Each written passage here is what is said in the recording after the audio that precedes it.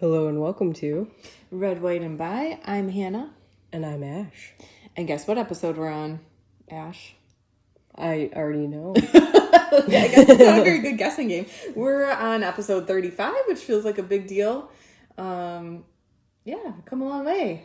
And although I can say we don't have a ton of listeners, we do have a great increase from what we were doing 6 months ago. And so we're going to keep it up, maybe with some more regularity. You crunched the numbers on it last night. It was something like 1,000% increase since we started, right? It was from 6 months ago, and that was like episode 15 or so. Oh, okay. So yeah, in half of the time we've been doing this, we've increased it 1,000%. Yeah, so thank you so much for listening and giving us a reason to keep talking at you. You're in an elite group of only a few hundred people on the planet, so, you know, brush your shoulder off. You're the most hipster podcast listener out there. Yeah, and we have a lot more content than other people who gave up before we did, so don't give up on us. All right, so what do we got going on? We took 2 weeks off, back again. Yeah, I feel like there were a lot of non-stories that were happening, like little hints at big things. I know Trump is trying to get an Iran deal. I would call it like a broader Middle East deal done. But this week, actually, the internet in Iran was partially restored. And now we're still seeing millions, maybe, thousands upon thousands of people taking to the streets. Now they're uploading videos. It's interesting, right? Because you've got people, for whatever reason, thousands of miles away in this country and in Europe and stuff, who have their own agenda for how they want to present what the people in Iran, how they feel, and what the perception is and what the political climate is over there. And for a while now, weeks, months, they've been able to pretty much say whatever they want and bend it however suits their narrative. Yeah. But now the lights are back on, and I think it's really interesting watching it take shape. You have to acknowledge certain facts because the people there on the ground are starting to, have a voice again, which is cool, interesting, and a little revealing to these people who have been just talking unchecked. Yeah, it has been very interesting. I know someone who was born in a different area of the Middle East who is of the mind that none of the people who are anti-regime speak for the Iranian people. He's, says that everyone's very pro, that we're just meddling where we don't belong. Which, if this is the person I'm thinking of, this person has never lived in Iran and hasn't even lived close to Iran for the vast majority of their life. Yes. So it's just as silly for this person to have an opinion about what people in Iran feel like as it is for me to have an opinion about what they feel like.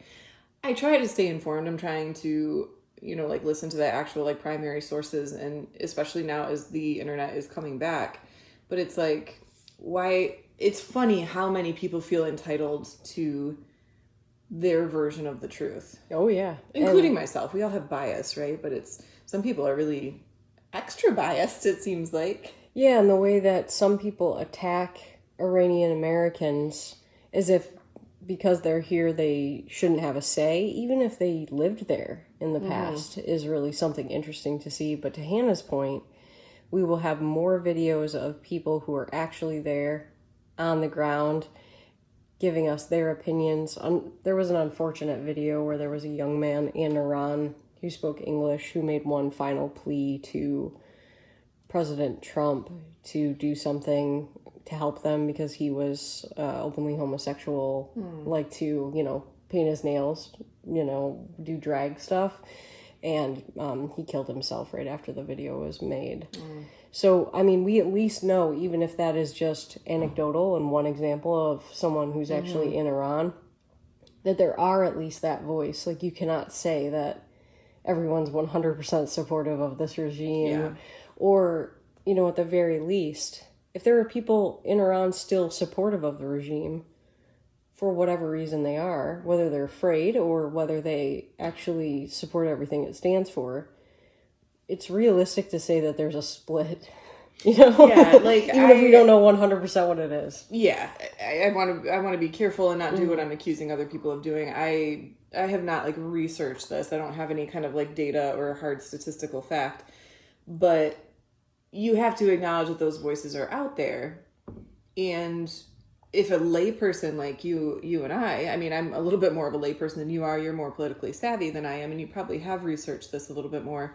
But if somebody like me, if it's trickling down to me that these voices are out there, like, I'm not surprised. I'm disappointed that the groups that claim to stand for the left, for women, for gays and trans people, like, where is that advocacy that they deserve too? Yeah, and the idea that someone like Erica Laban, who was born in Iran and lived there for years, and now she's living in England, she'll point out that although you have some voices like the one I mentioned who never lived in Iran and is saying like everybody supports the regime, she's like, I want to make it clear that most of us who lived in Iran and escaped because we had reasons to want to escape would much rather live under an Israeli government where like gay people aren't going to be hanged and women aren't going to be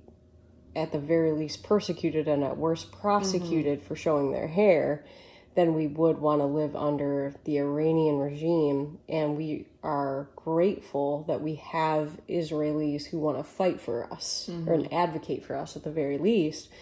It's interesting to hear the clash of these voices. Yeah. So I have my bias, of course, and I'm rooting for the people in Iran who want to be free from a regime I think is evil, and I hope that bitch topples. We're hearing some planes. We live near an Air Force base, and yeah, we're recording first of all, we're recording in the day, which is unlike us. Usually we're recording at night and drinking.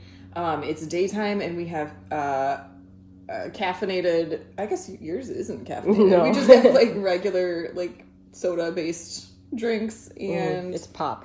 It is pop. I don't know who listens in what states, so I said soda, but I feel shame that I caved. We're from Michigan. It's pop. It's pop. We're drinking pop. But yeah, there is a lot of background noise. It's a gorgeous day, and so people are cutting their lawns. There is a strange amount of plane activity from the air base nearby. So yeah, pardon our background noise. We're doing laundry too. Yeah. And I think Hannah mentioned like, oh, maybe it's an air show, and I said, I hope there's an air show over Iran tonight. Yeah, it's funny. I've lived in far too many different addresses in this area, but one of the places I lived was pretty close to a border, a Canadian border.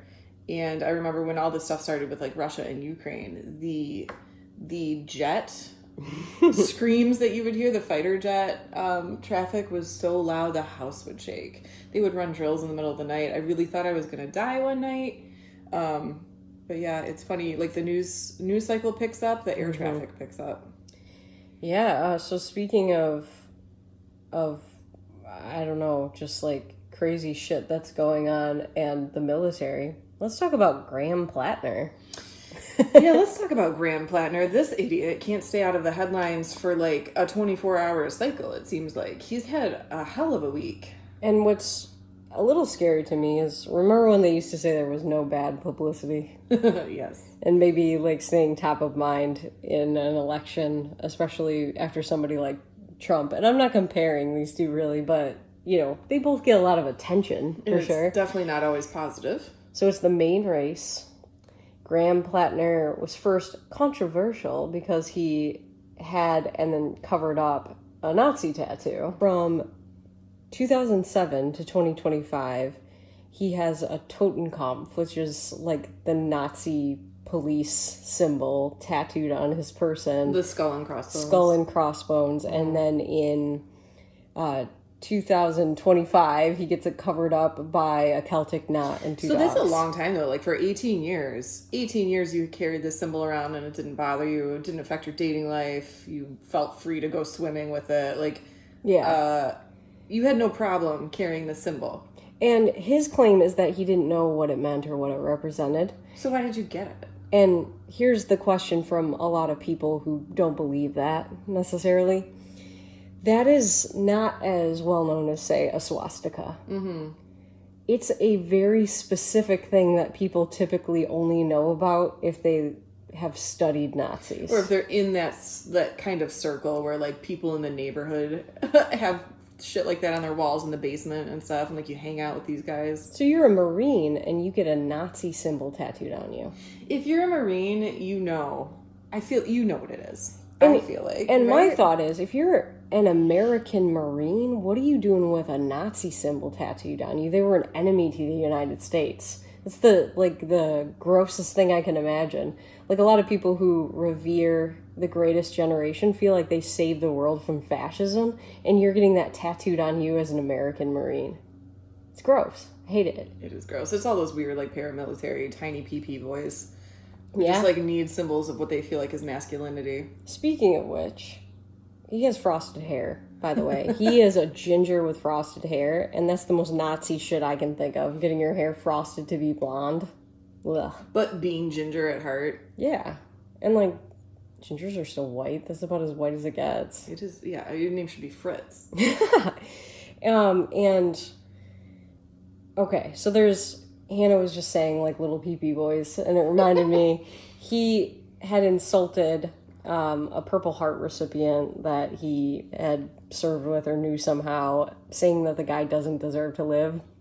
So in response, the recipient actually said that, like, take a look at this guy. He's like, learned to be a man from the Tim Walz school. He put on a flannel shirt, grew some facial hair, had people, now that his tattoo was covered up, take a video of him on a speedboat with no shirt. Ew. And, wears some, like, aviator glasses. He's not a real man. He's criticizing real men. He's saying Susan Collins, his opponent, sent me to die in Iraq, but he volunteered multiple times. So, like, it strikes me when let me just time out for a second. Yeah. Like, I feel like this whole attitude of, like, I'm not anti-military. I think people who do that job are doing a job I can't do. And I'm grateful for anyone who volunteers. I think there are plenty of people who do it for the right reasons and are good people. So hear me out on that. Like, I'm not anti-military. But there is this type of person who pursues a military career and then whines about it. It's like people who are nurses, and then they whine about it, and they expect everyone to treat them like a hero because they decided to do this thing. And his opponent, what's her name? Susan Collins. Susan Collins. She has a great point when he was like, she sent me to die in the war. It's like, you volunteered, bro. Did you not understand what the military was when you signed up?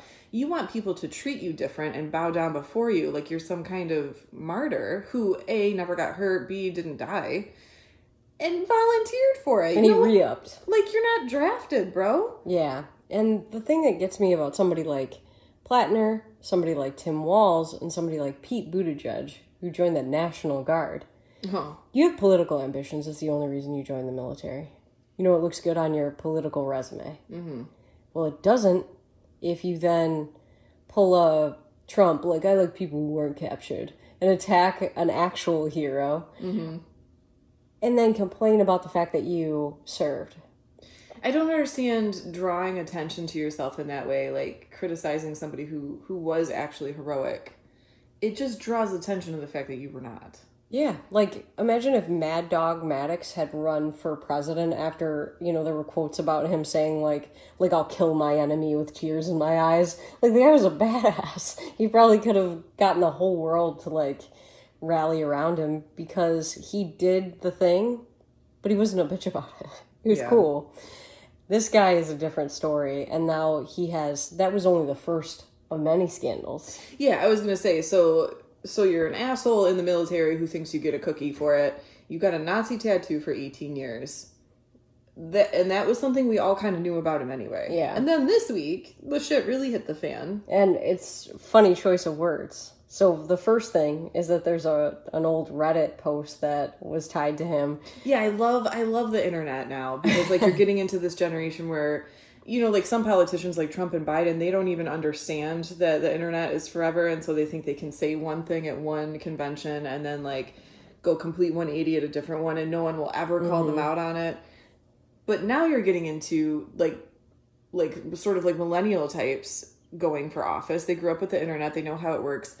But they think that they can like divorce themselves from early internet behavior. And that's just not the case. And God bless all the people who do this. Yeah, so he actually had made posts about masturbating in porta potties and like the thrill of, getting away with public masturbation. What a man. And then there were other posts about like caricatures, things he thought were funny about male genitalia in porta potties, like drawing on them and They stuff. drew dicks in porta potties? Yeah, and it's like, so to me, it's the most Nazi thing in the world to be a closet homosexual, and the idea of masturbating in a porta potty after you probably drew a dick in there is like... And I'm sorry, they're like filthy. What went wrong in your neurodevelopment that you think... That's a that great you can idea. even get to that state of mind in the germ cocoon. Yeah, and like just the stench of porta potties even existing in anyone's presence. Disgusting. Even when they're clean, like that blue shit they put in the water there. It's like even if they're clean, they're disgusting. And so we should talk about his opposition. The pro Susan Collins people, PACs, putting together an AI generated ad where there's just a little girl with a balloon who hands her dad her balloon and walks into a porta potty, and then the back of Graham Platner follows into the next porta potty. And see, this is how the internet should be used. This is how AI should be used. Yes. Because nobody was there to record this, and you got to be careful of slander and libel and stuff. But it is the truth that he fantasized and bragged about masturbating in public. And you have to take into account what that means. This happened at some point. It's a dramatic recreation, but it happened. Yeah. So to say that the guy has a screw loose already, it seems pretty fair. So strike 3 so far on our list. And then it was just leaked, and it seems like by his wife. Yeah, the timeline of this is important.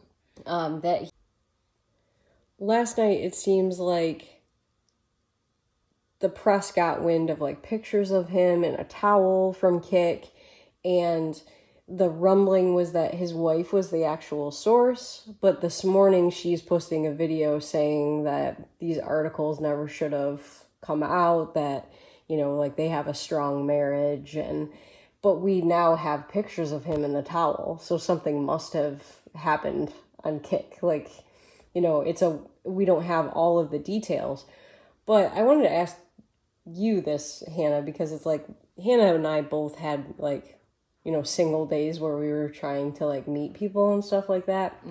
And my thought was Kick seemed like it was for cheaters, people who didn't want to give you their phone number.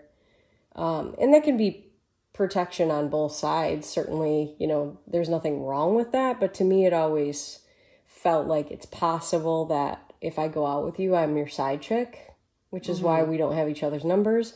So I got to a point in my online dating where if a guy gave me, hey, are you on Kick? I'd say Kick is for cheaters and block them. But, Hannah knows, just like I knew, that people can use it sort of like WhatsApp. I think Telegram is another one where they might just use it for communication, it is what it is.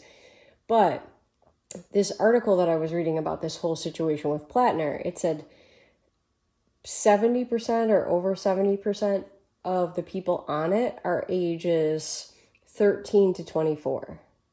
And that there's a reputation that it's used for pedophiles to try to solicit minors. Kick specifically? Yeah. So that doesn't necessarily mean that's what he was doing, because I know adult males use it. Yeah, I've used it. I've talked to people my age, confirmed my age, who used it. So I was going to ask you, does the announcement of that statistic, 70% or more using it, does it seem a little unfair? I think it means less than it sounds like it means. Sure. I think generally, it seems like older people, and especially some of the foreign people that I've encountered, are all aware of WhatsApp. It's a little bit more common for people maybe baby boomer age or around that to be aware of WhatsApp and use it. I think Kick is a little bit more fringe, so it makes sense that younger people are aware of it and older people aren't. I don't know that it's necessarily a red flag Right. that young people are on Kick versus some of these other platforms. I think anytime you have something that's a little bit more niche, that's going to happen. And if we're being fair... 13 is a little young. I don't know why Yeah. 13-year-olds need to be on there. Yeah. And if we're being fair, like, I, of course, don't think, like, some 50-year-old who wants to go out with an 18 to 24-year-old is, like, not creepy. I think he's a little creepy. But it's legal. It's perfectly legal. It's legal, and yeah, in certain, like, situations, like, if you throw, like, wealth into the situation, it's not even necessarily frowned upon. It's just like, oh, that's what, like, rich old guys do.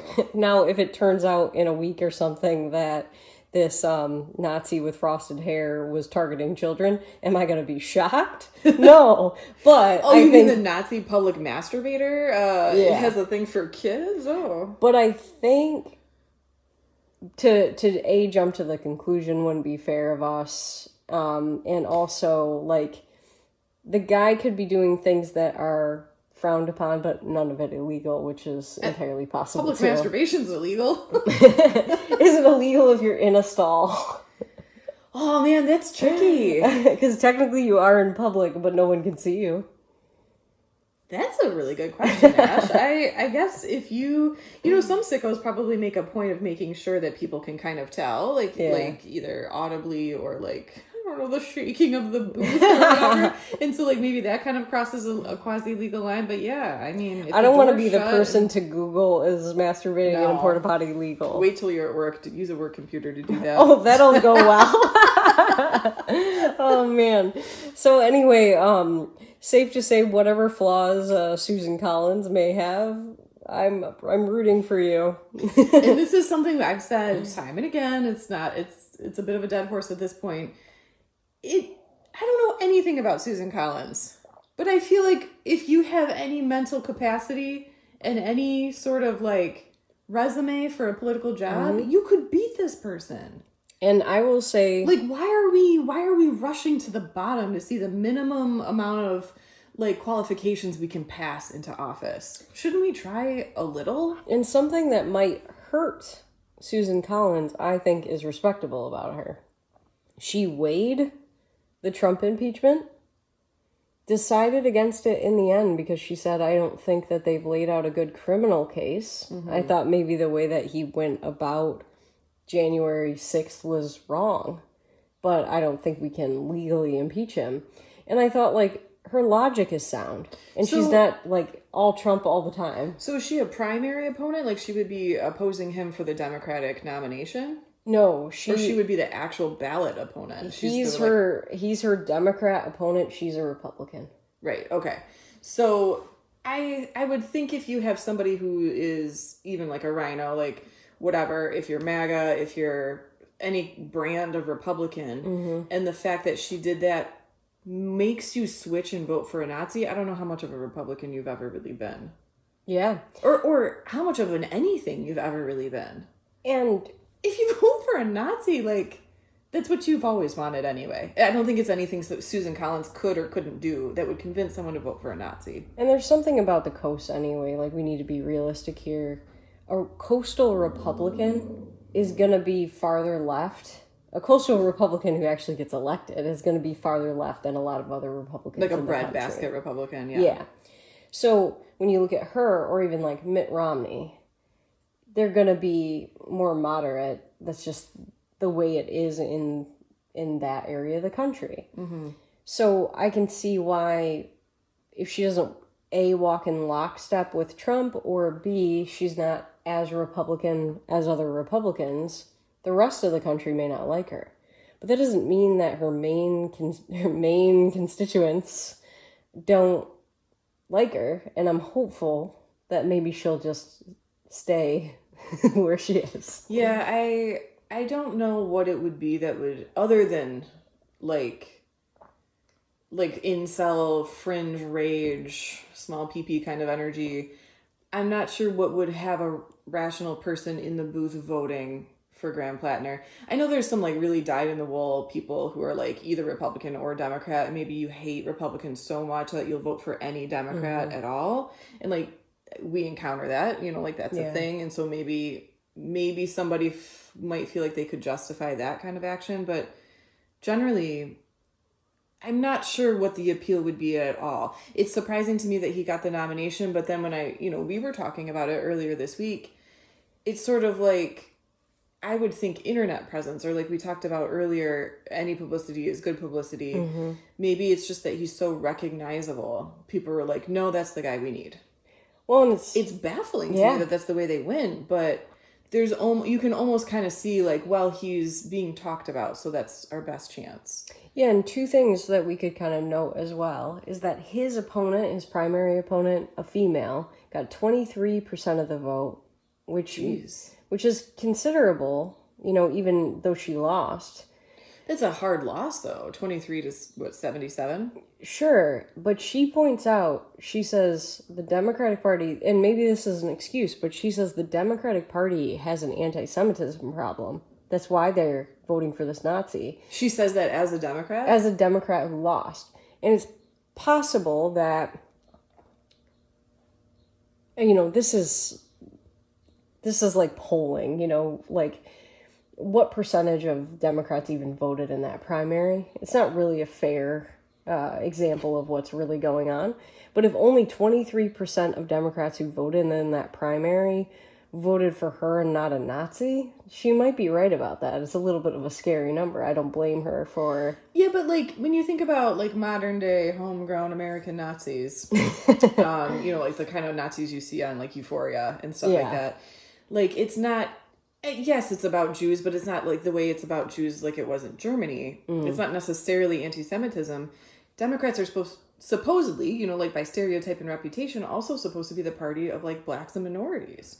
So blacks want a modern day American Nazi? You know what I mean? Like they're supposed to be for the little guy. It's not just an anti-Semitism problem. Like you're pissing off supposedly a large part of your demographic that you're supposed to appeal to. Well, and I'm not... At least historically or by stereotype. And I'm not trying to be funny. I really am asking this question because I just don't know how many Black Americans live in Maine.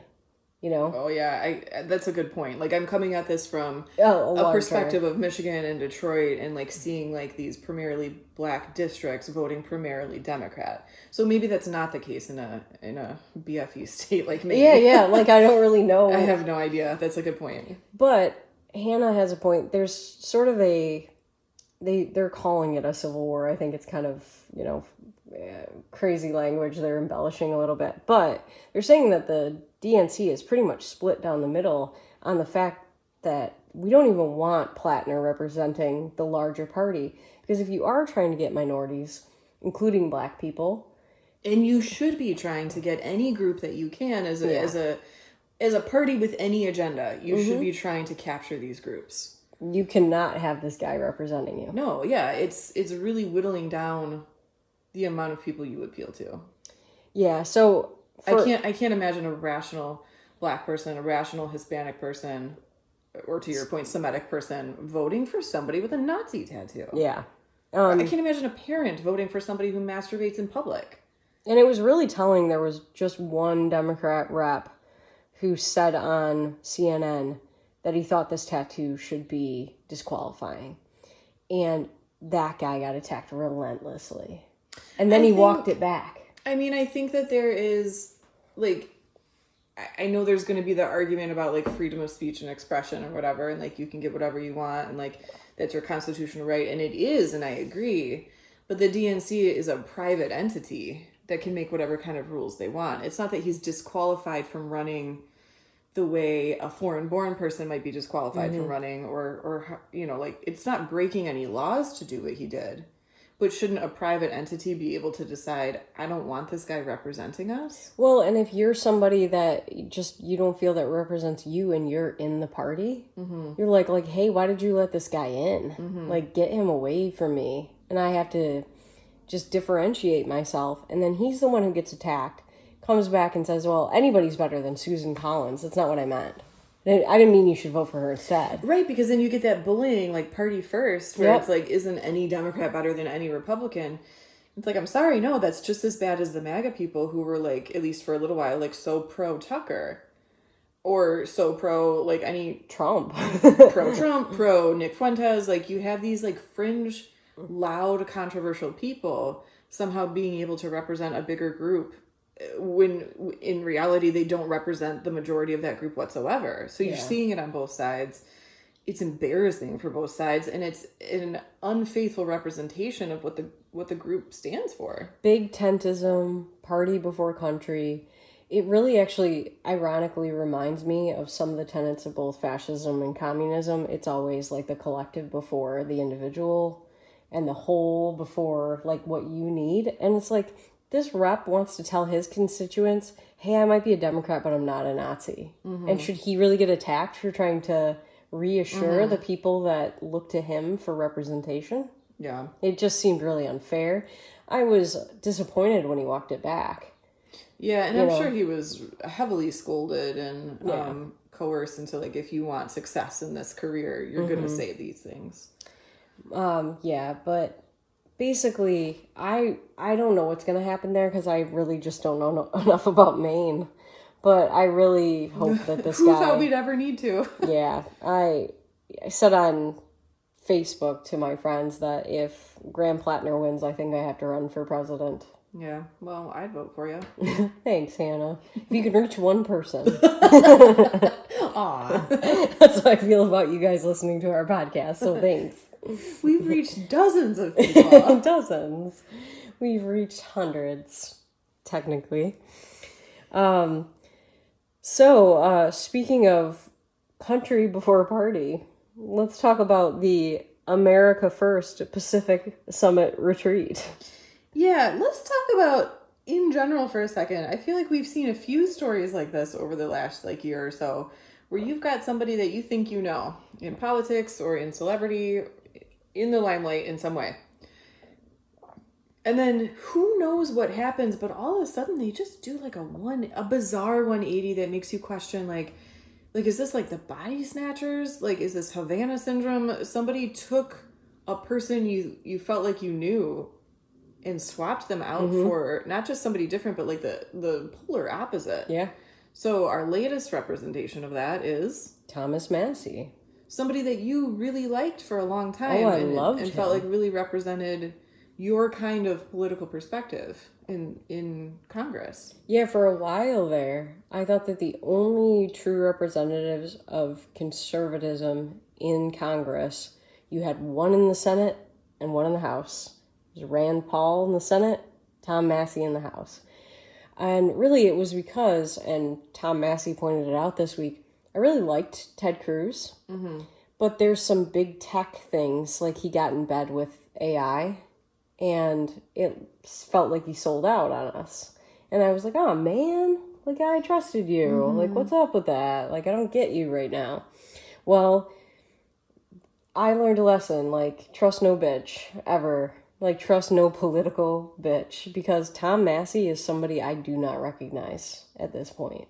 He's not the Tom Massie who had curly hair and glasses from 10 years ago. And this all happened fast, right? Would you say over I would months, say weeks? it happened over the course of 6 months, and the inciting incident seemed to be the death of his wife. Right, so like lay this out for us. What's the Cliff Notes version of the past 6 months of Tom Massie? So I didn't look too much into what happened to his wife. Honestly, I thought people were being a little harsh with him because it's not for me to say how quickly somebody should move on or any of that stuff.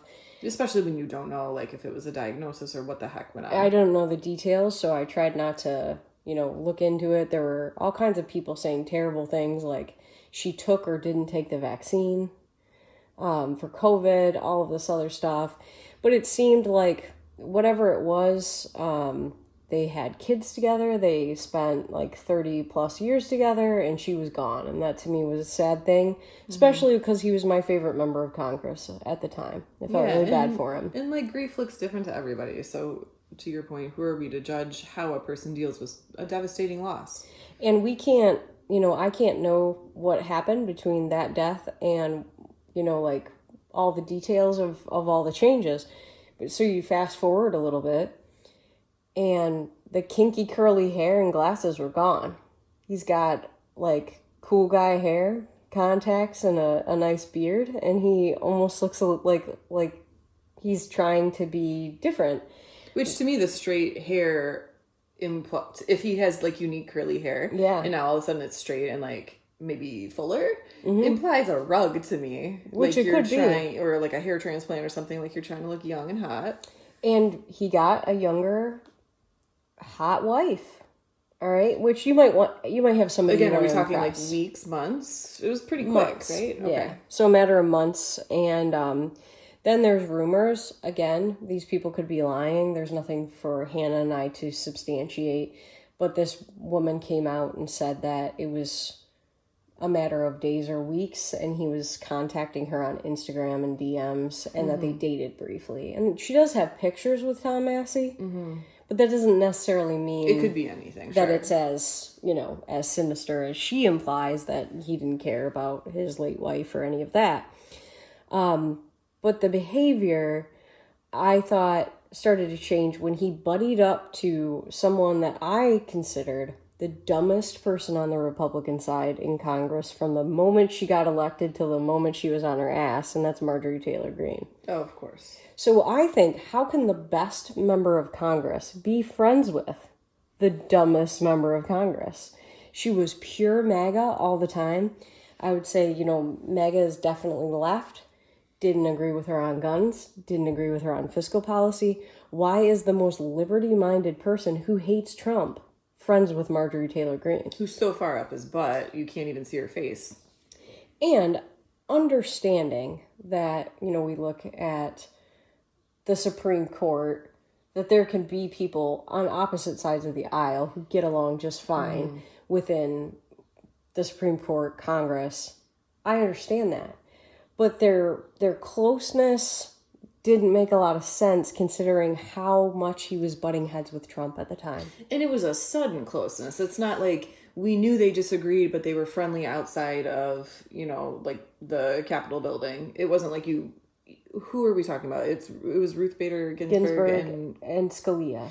Yeah, so it's not like we had this history of a friendship outside of work. It was just like, wife died, started dating, changed my hair, hanging out with my polar opposite. Yeah, and the thing that they're coming together on is the Epstein files, it seems like. Which is fair. Like, yes. That seems like a positive thing on the surface. Yeah, so I'm fully okay with that. I definitely, if it was a choice between having them out there or having them not out there, I would definitely want to know who's on the list and see those people prosecuted if at all possible. Don't think it's ever going to happen. Massie now claims he's going to, before he leaves Congress, read all the names on the House floor. I'll believe it when I see it because, again, the behavior seems a little Candace Owens-y. Like you're teasing stuff, but you won't do it. Because the list of clients existed, then never existed, and now Tom Massie somehow has it. And Hannah pointed something out. It is free to read it without getting like assassinated first. Yeah, Hannah pointed something out, and I did see a few other influencers pointed out as well. If you could read the names now, you've been sitting on them this whole time. Yeah. Yeah, so it doesn't exactly make you a good guy. If you're dangling it, that means you had the power to do the correct and just thing, and it just didn't serve you until now. Now you're going to do it out of spite? Yeah, so You're not the hero you think you are. So I agreed with some of the stuff that he's attacked on. He didn't vote for the big, beautiful bill. I think any Republican who voted for it is a traitor because there's so much spending in that bill. You're MAGA, you're not a conservative, in my view. And there's really only a handful of people who didn't vote for it. They voted party first, which we were just talking about as a huge problem on both sides. And I still respect Thomas Massie's voting record. He voted 90+% of the time with Republicans. The only time he didn't vote was when it's more MAGA than it is conservative, and he doesn't agree with elements of that. And Rand Paul and him both have like the highest A rating for Republican votes in Congress. All that said, his behavior outside of voting changed in that he seemed to suddenly want some attention in a way that the geeky guy with glasses never seemed to seek. Sure, he got attention, negative attention sometimes, when Trump said, he won't vote for my bill. What's going on, you know? Like, I hate that guy. We got to get him out of Congress. But he was going on podcasts that I would, you know, never want to see him on. He's talking to Tucker Carlson. He's accepting an endorsement from Candace Owens. Ew. And then there are all these rumblings as he is suddenly obsessed with AIPAC, the American-Israeli super PAC that is actually an American organization, but it is a lobby for pro-Israel votes. And he's saying AIPAC is, they're unfairly targeting me and they're trying to get me out. And then he introduces a bill that basically, if it's AIPAC or any other like foreign lobby, you have to, if you're taking money from this, you have to register as a foreign agent, but only with certain countries. Israel, China was not on his list. And I thought, if you're not a hypocrite, you should want all of this lobbying from other countries to stop. And I would be so for that. Or at least, like, the idea that you think no one's going to notice that or question it. Like, if you do have some kind of reason you didn't put China on the list, why don't you say, like, I excluded this country for this reason? Like, you're just not going to address it? You're just going to think that, like, people won't have questions about that kind of intellectual inconsistency?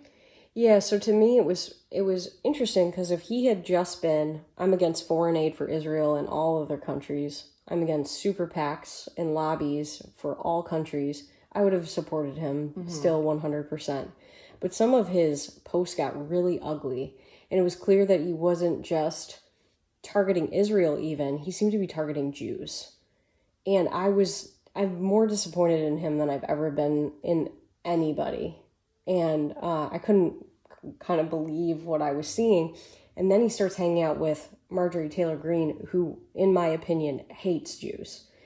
And Tucker Carlson, and I'm just like, what is going on? So, like, I love you and I love the way you're voting, but if you hate me, I can't support you anymore. This is a bummer. So I kind of wanted to ask you about this because as a guy coming from Kentucky, I think it's safe to assume there aren't a lot of Jews in Kentucky who took issue with his, like change of attitude and decided to vote him out. I mean, it's Kentucky, right? Yeah. Like it's like the home of the KKK or whatever. I don't expect a lot of like sympathy for or awareness about like Israel or Jews coming from that. So in your opinion, like, why do you think he lost? Do you think it was because he went against MAGA? Not really. And the reason I say that is because he's always butted heads with Trump. Like, I obviously am not MAGA, so I respected when he did the right liberty thing. Sure. And it had nothing to do with Trump. This has been true even since Trump's last term. It didn't get him ousted. Like, he butted heads with Trump and he kept his spot. And we have to consider the other people in Kentucky. Rand Paul's in Kentucky, too. He butts heads with Trump a lot. Mitch McConnell has bumped heads with Trump from time to time, and he's also from Kentucky. I think Kentucky, actually, there are Republicans there. Like, it's a 50-50 split. It's very close. Like, the split of that, there are a lot of Democrats, too. However, I think he just got obsessed with AIPAC, and his constituents didn't feel represented by that. It was just like a side quest that they were like, we care about other things more, and you're making a big deal about something that doesn't affect us the way it's affecting you. And really, they probably didn't like hearing you took, even if $15 million was less than 2% of what he was getting from donors. Jeez. You took $15 million from Democrats and a family in the United States with ties to the PLO and the Palestinian Authority.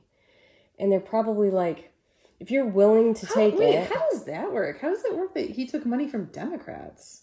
He took money from some of the same donors that donate to Ilhan Omar and Rashida Tlaib specifically. What the fuck does that mean? Exactly. So I got nervous in seeing that. This is the first election ever that I haven't given money to Thomas Massie. As a Thomas Massie fan. Well, it was your $15, babe. That's He lost because he did not get $20 from little old me. Yeah. But all that to say, that stuff coming up, I think, made people nervous. Like, his behavior changed. Maybe his constituents, just like me, because I did love this man, felt like, I don't know who you are right now, buddy. Yeah, like, I don't know what it means, but it makes me uncomfortable. But it makes me uncomfortable. And all that said, when your focus, your hyper-focus, becomes something that your constituents don't care about, you're going to lose. And all he talks about is Israel. They don't give a shit about Israel. They care about America. You can say America first all you want, but if the only words out of your mouth have to do with another country, how America first do you sound? Yeah. And that's maybe why you're hanging out in Costa Rica right now with Marjorie Taylor Greene. Yeah, so he branded this trip, what did he call it? The America First Pacific Summit Retreat. America First. In the Pacific. Spending our money in a different country. Yeah, so people... I'm sorry, are there not American places you could go and snorkel and dive? Is Hawaii not American? Yeah, so there were people that love him, that still support him, that maybe, don't like AIPAC, who were saying, hey man, like, you can't really call this the America First Summit if you're not in the United States. Love you, but these optics just aren't great. Yeah, you're kind of alienating any sort of person who would have voted for you anyway. I guess when you lay it all out like that, it makes sense that he lost. Yeah, and there are other people that said, I gave Thomas Massie $500 of my own money because I really thought that it was important for him to win this election. And he promised on the stage, I was at his town hall, he promised that if he lost this election, he'd drop out of politics because it's all bullshit. Now he's running for president. Tom Massie's a liar. I hate him. It's like, so some of the things that you're doing in response to being butthurt over a loss are losing people. And some people are like, I'm 100% full steam ahead, Tom Massie, 2028 for president, who's with me? And it doesn't shake them at all. I don't understand how losing a congressional election makes you feel like you could secure the votes to win a presidency. And that's where I always sit too. Like, when... How I'm sorry to interrupt you, but however, like, if he is all of a sudden accepting donations from people with ties to the PLO and from Democrats, maybe the point is not to win. It's like, hey, here's somebody who could pull votes away from a Republican candidate. We're going to back them and fundraise them for the sole purpose of messing up whoever actually runs for the GOP. Yeah, and you never know in politics what people are going to have come at them that's going to change them. Like, Elizabeth Warren used to be a Republican. And it's like now she is one of the most leftist, fascist members of Congress. Something happened. Do you have any opinion there? I think it was probably money. Like, she lives in a real nice crib. She pretends like she wants a cold beer. I feel like that's got to be the case 99% of the time. Like, there's a lot about this world I don't understand, Ash. But I feel like in general, when it comes to politics or when it comes to celebrity or any type of corruption, follow the money. Yeah. Wherever the money goes is your answer. And I get somebody like Candace Owens. I think she's always been on the left. I think she was always a grift. I think if getting paid more to come back to it and, tell people like Nick Fuentes is, don't vote Republican in the midterm elections is going to get you paid. It's like no skin off your teeth. You're going to just be like, all right, this is what I wanted anyway, and I'll take the money for doing it. But what really concerns me is somebody flipping like Massie, who seemed like they were a principled, liberty-minded individual. And then all of a sudden, it's like, I don't know who your handlers are, who all of them are, but I feel like you've got them now. And the only nice, I don't know if you want to call it nice, the only sympathetic thing I can think is like, maybe his wife was his reason. Yeah. And she's gone and he doesn't know why he takes the harder, straight, narrow road anymore. And I do think this is possible because I want to be fair. I don't know what I would do in a situation like, you ever hear the stories about like Mark Wahlberg having to walk back, like if he was on the plane like he was supposed to be on September 11th, they would have gotten the drop on terrorists and they wouldn't have crashed. Mark Wahlberg made all the difference. He had to walk that back because it's like you don't know what you would do in a situation. You don't know what position you would have been in, anything like that. Well, I feel the same way about the possibility that some of these politicians are being threatened. I've heard as much about Ted Cruz, that he wanted to fully designate the Muslim Brotherhood a terrorist organization, that he had the bill ready. Something happened. He was threatened, and then the next thing you know, like his daughter is in the hospital having tried to commit suicide. I don't know any of the details about that. I'm going to try very hard never to judge him or his family. I don't know for sure that everything that even some of these podcasters have done has to do with money and not some sort of threat.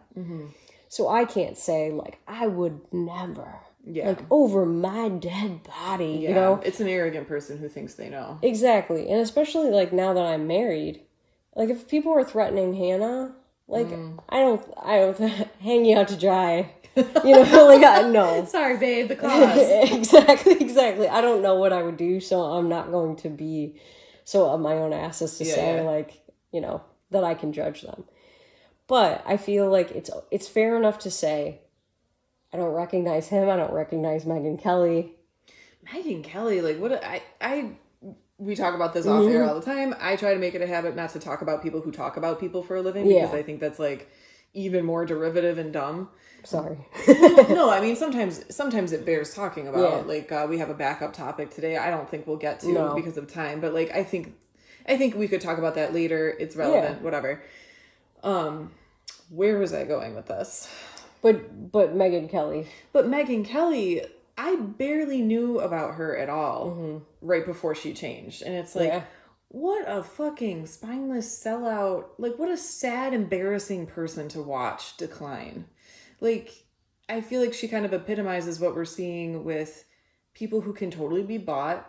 And then when they're bought, they don't understand how to move through the world without integrity anymore. And it's just like a slow, embarrassing death of fame. And it's been really hard for me to, like, watch her unravel. Like, does she have any credibility on either side anymore? And this is what's weird. Because people talked about the possibility of her being blackmailed and what the blackmail was about. And then the blackmail got leaked. So if that was it, you're still doing the thing. And technically you should be free now. Exactly. But I noticed that before all of this started, I used to follow her, like, Megyn Kelly show. And she would have, like, 1.2 million views on a video. And this past week, like, Ben Shapiro showed, like, a screen cap of her latest video. She's getting, like, fewer views than we have listeners on our show. And I'm sure she pays for at least some of the views and some of the followings and stuff. So if, like, even the stuff she's paying for is that low. And the weirdest thing... That's sad. Like, I won't remember all the details of it, but Hannah knows that I love, like, con person shows. Like, American Greed was one of my favorite shows ever. Tinder Swindler. Like, that kind of stuff just pulls me in because... Although I hope never to be a manipulative person, I think you have to have your guard up with them. It's amazing that some people have that gift, and it's so, as someone who doesn't have it, and I'm fine with that, like, it's so hard to imagine that kind of power and then being aware of it and then choosing to wield it the way that a lot of these people do. So one of the things that came up, it wasn't I think it was called Fyre Fest. And it was Fire Island, right? And it was supposed to be that big party, and the guy took tons of money from people. Giant Ponzi scheme. And it was a giant Ponzi scheme. And it was a situation like that where somebody created a following that was entirely manufactured. They paid for views, you know, and Megyn Kelly was going to have this guy on her show and promote him. And then the whole thing blew up right before he came on. Oh, shoot. So she ended up saying, like, we tried to get in touch with him. He was going to come on. And then my producer ended up, like, finding out that all of this information about this person being not at all who they said they were was trickling. So she's basically giving an explanation that sounded to me a lot like an apology. And my thought was, okay, you were going to promote him. That's what was going to happen. And now you sound like you're trying to talk to us as an audience. Like, like, wow, like isn't this interesting? But you also sound caught. Yeah. And so that was the first little flag that I got from Megyn Kelly, that something's different about either the people who you have producing your show or you. Mm-hmm. And everything she says now, you can find a clip of her 10 years ago saying the exact opposite of what she's saying today. Almost like she's digging through her old content to try to figure out new content. Or digging through old content to try to erase it in a way. So it's really, really strange. Giant gaslighting. And I'm willing to admit when I have been wrong in my life. And I feel like if ever I'm like, I know people and I'm never going to have the wool pulled over my eyes, I feel like Tom Massie and Megyn Kelly is like, hey, remember? Yeah. Remember this? No heroes in politics. And especially not Graham Platner. Oh, man. Guys, don't do it. There's no thing that he stands for that justifies all the other things he stands for. Yeah, so please be mindful of the people we're voting for. If they show you who they are, believe them. If you vote for somebody one term and they switch on you, just... You're allowed to also switch. It doesn't matter if they represent the party. Try to vote for somebody else in the primary. Just get them kicked out. And, we all as voters need to be better about voting in primaries. Make sure that the person who gets your nomination represents your views. Don't be lazy. Don't be lazy. Don't be lazy in that covers a lot of things. Don't be lazy. Don't vote for a color. Yep. Don't vote for a Graham Platner just because you don't want to see a Susan Collins win. Mm-hmm. And also, when she says it covers a lot of things, don't be intellectually lazy. Mm-hmm. Look at people's actual platforms. Don't be like, oh, this sounds good. Jeff Johnson, the name I know. I'm going to vote for Jeff Johnson in the primary, even though I don't know who he is. It's a deep cut for you 90s people. Yeah, it's like, I don't know who Tom Massie is. I know I don't like him, so I'm going to vote for, I'm going to go, who's this guy? Graham Platner. Oh, he's a Democrat, and I like his name. So let's just be more thorough and make sure that, again, Hannah mentioned, it's like bottom of the barrel on both sides. We're getting the elevation of the worst shit. I know, it's like, man, maybe we don't have a superstar, but don't we have a boring, competent, mediocre person? Come on. Marco Rubio, the mediocrity we need. 2028. All right, guys. Thanks for giving us the holiday weekend off. We know it's been a little while, but it was a pleasure to come back and do 35 with you. And we'll see you for 36. Bye. Bye.